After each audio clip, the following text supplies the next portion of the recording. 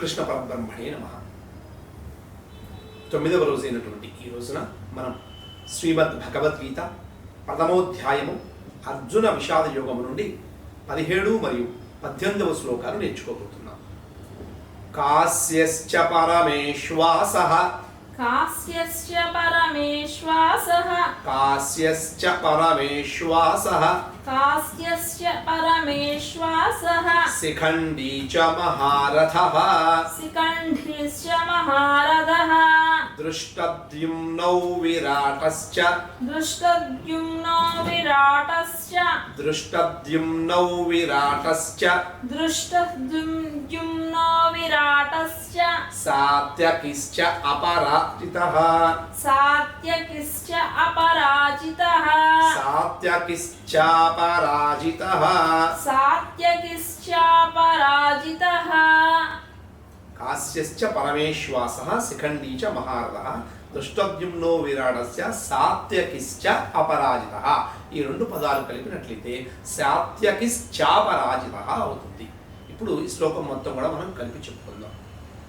కాస్యశ్చ పరమేశ్వాసః కాస్యశ్చ పరమేశ్వాసః కాస్యశ్చ పరమేశ్వాసః కాస్యశ్చ పరమేశ్వాసః శిఖండీ చ మహారథః శిఖండిశ్చ మహారథః దృష్టద్యుమ్నౌ విరాటశ్చ దృష్టద్యుమ్నో విరాటశ్చ సాత్యకిశ్చాపరాజితః. సాత్యకిశ్చ పరాజితః.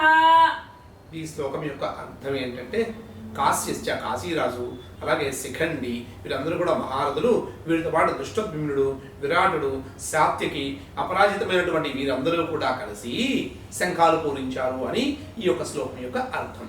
ద్రుపదో ద్రౌపదేయాశ్చ ద్రుపదో ద్రౌపదేయాశ్చ సర్వశః పృథివీపతే సర్వసిః పృథివీపతే సర్వశః పృథివీపతే సర్వశః పృథివీపతే ద్రుపదో ద్రౌపదేయాశ్చ ద్రుపదో ద్రౌపదేయాశ్చ సర్వశః పృథివీపతే సర్వశః పృథివీపతే సౌభద్రశ్చ మహాబాహుః సౌభద్రశ్చ మహాబాహుః సౌభద్రశ్చ మహాబాహుః సౌభద్రశ్చ మహాబాహుః శంఖాం దద్ముః పృథక్ పృథక్ శంఖాన్ దద్మౌ పృథక్ పృథక్ శంఖాం దద్ముః శంఖాన్ దద్ముః పృథక్ పృథక్. పృథక్ పృథక్.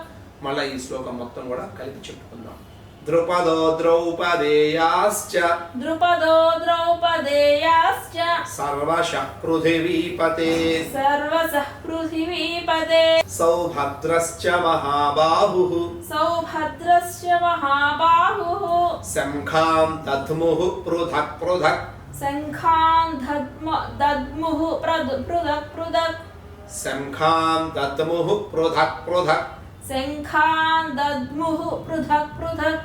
ఈ శ్లోకం యొక్క అర్థం ఏంటంటే ద్రుపదో ద్రౌపదేయాశ్చ, ద్రుపదో మహర్షి ద్రుపదుడు, అలాగే ద్రౌపదేయులు అంటే గొప్ప పాండవులు, సర్వశః పృథివీపతి వీరితో పాటుగా అందరూ పృథివీపతులు అంటే అక్కడ ఉన్నటువంటి అందరూ రాజులు అందరూ కలిశారు.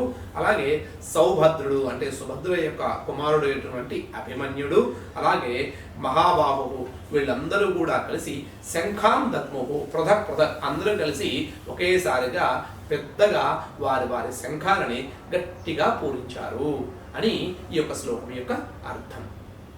జై శ్రీరామ్.